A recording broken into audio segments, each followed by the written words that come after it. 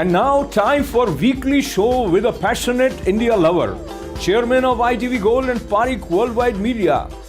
Get ready for loving sharing from physician, philanthropist, publisher, and India advocate in this week. Namaskar and welcome once again. I have with me Padma Shri recipient Dr. Sudhir Parikh in our weekly show this week with Dr. Sudhir Parikh on ITV Gold. Namaskar, Dr. Parikh. Namaskar everyone. So, Dr. Parikh, I'm sure you know the biggest news of the week is the coup in Bangladesh and resignation of the four-time Prime Minister Sheikh Hasina. What is next in Bangladesh? Well, I think this is an unfortunate thing that coup happened. There are so many different reasons why it happened. People were kind of very unhappy. They were giving a reservation to even third, fourth generation of the people who fought for Bangladesh independence, and people thought that that is too much. I mean, of course, you give a reservation to one or two generations is okay, but it cannot be continued. Yes. When there is a high unemployment, and so I think that that triggered the whole this protest, and then protest got very ugly. About 200 or 300 people died in 2 weeks' time. So I think military probably decided to take over the whole in charge of the whole thing. But I think it's unfortunate because Madam Hasina, Prime Minister Hasina, was pro-India, and she had a good relation with India. And I think we lost our good friend next to our border because see, right now we have problem with Pakistan, we have problem. I mean, we have a problem with the Sri Lanka, and we have problem with the Nepal, and now Bangladesh. Because now next government will be either military government or the Jamaat Islam, which is a very fanatic government. So which is not good for us. Absolutely. And there will be a lot of refugee from Bangladesh to India will come. Because and most of there are about 1 crore Hindus are there, and they will migrate eventually. So and you know, I was watching it on TV and looking at it. You know, the street violence. It just looked like the situation we saw in Sri Lanka. Right. And then even I think Bangladesh, it was like a fast developing country with the fastest growing per capita income in South Asian countries. Correct. So tell me, is Bangladesh going to get into crises like Pakistan? I'm afraid so because see, when democratic elected government does not rule the country, usually the military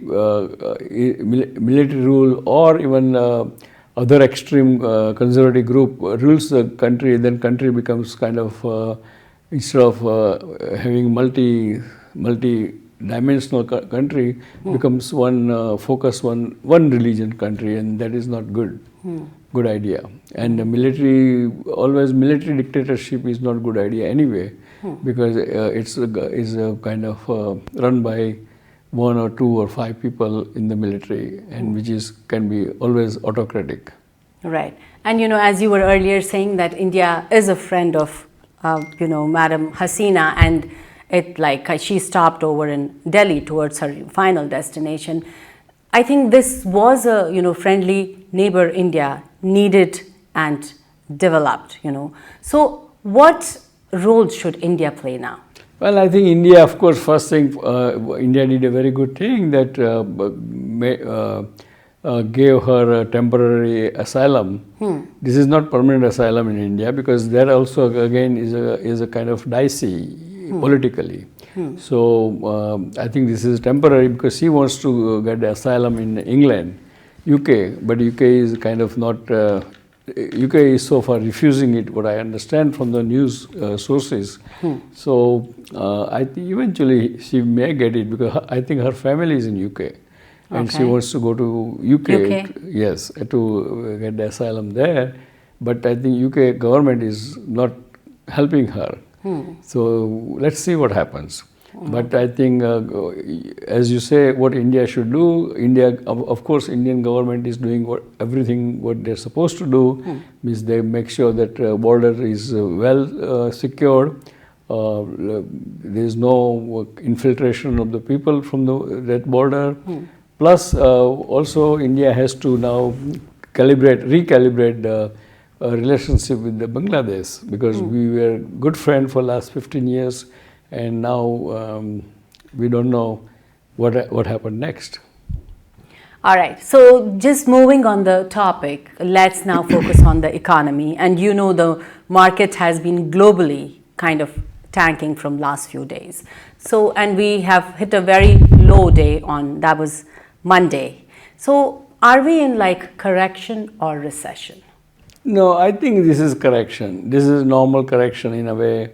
The market tanked on Friday because of there is a carryover yen currency trade, and the yen was getting very high, $1 against 1.60. So that's so the people, they bet on that, that those yen futures, and this was doing of those future player, because then it went to 130. It means a lot of people, those who are betting long against the yen, for yen, they lost a lot of money, so they were trying to get out of it as soon as possible, and that's how market tanked.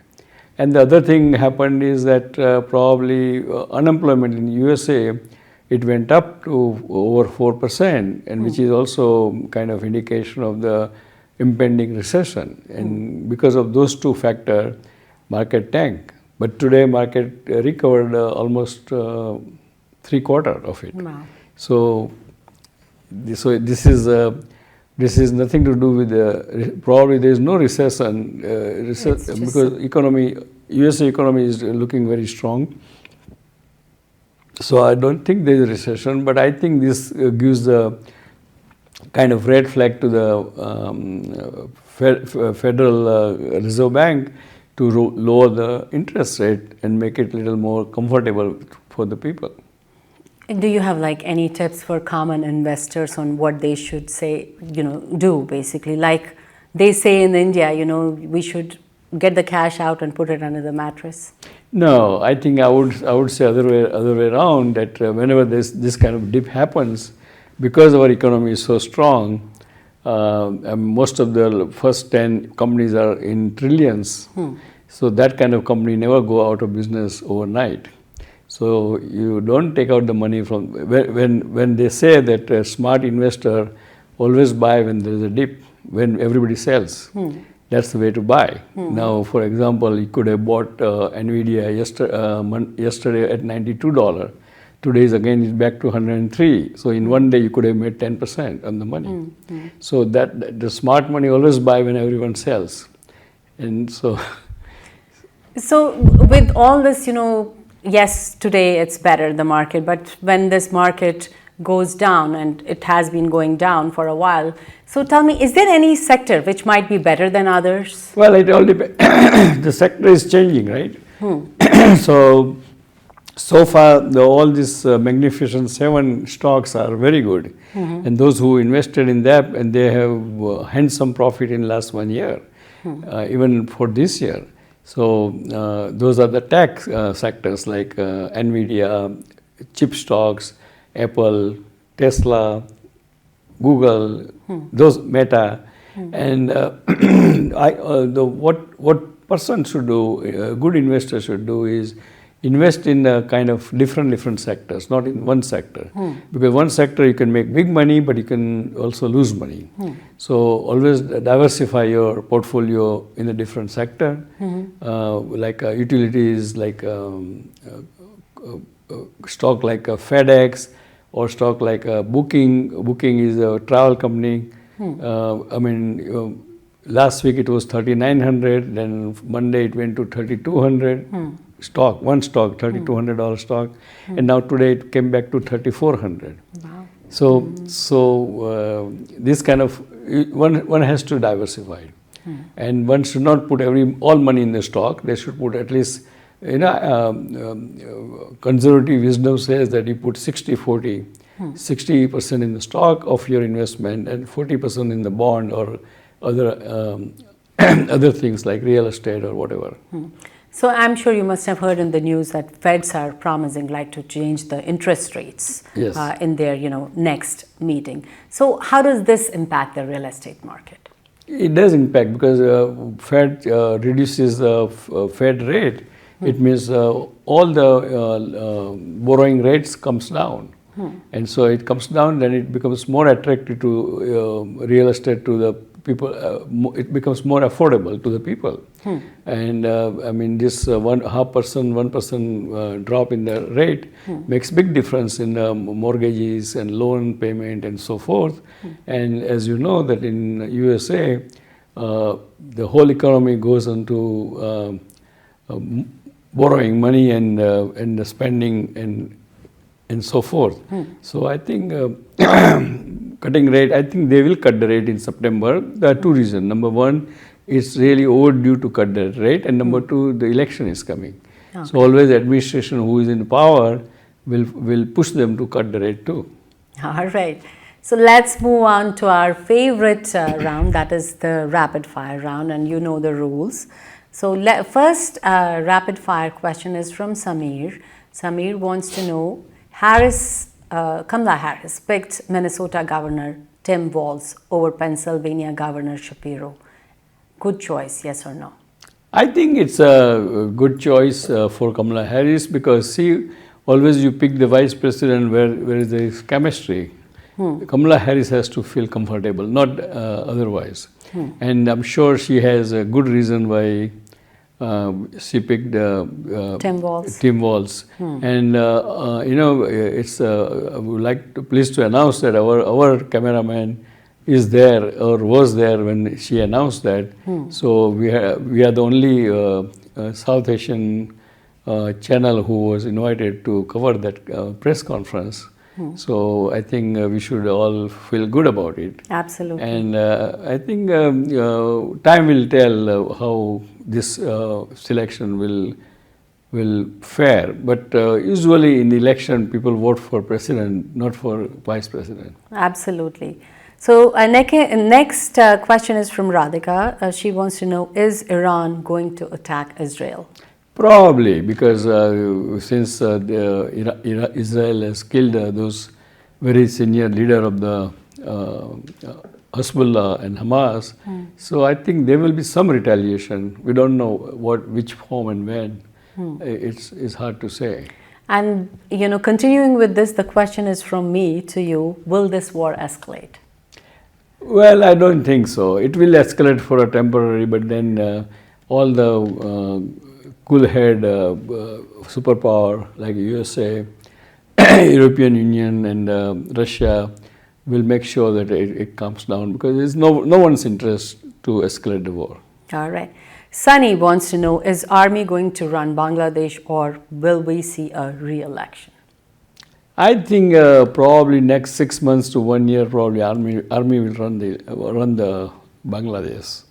Right. And what they will do is they will put some civilian leaders as a kind of on the outwardly to say that okay, these are the democratic group which runs but they are the one who will be controlling it. All right.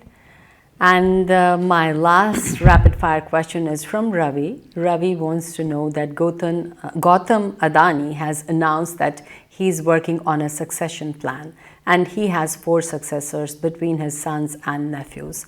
Will we see a smooth transition or a split like Ambani's with Reliance?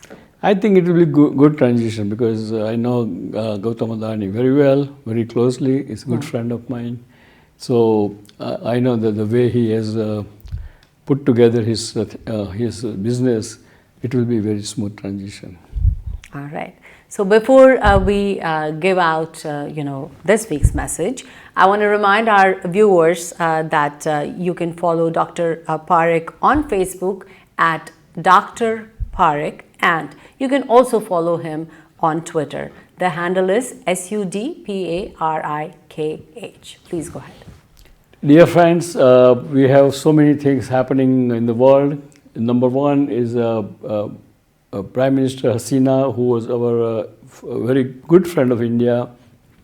She lost her power and she has to flee the country, and because of the unrest in the Bangladesh, and that is not good news for us for India, because we had a friend and now we don't have a friend in Bangladesh. Number two, I think in Israel, Iran and Hezbollah war, I think that war has to be settled somehow. Ceasefire should be done, and two-state solution in long term should be make it happen, and that's only the real solution to the Middle East conflict, and that's the best result one can have for everyone. And after saying that, I would like to say, God bless America, God bless India, God bless Indian American, and I love you all. Thank you. See you next time. Thank you so much, Dr. Parikh. We'll be back next week. Okay. Thank you.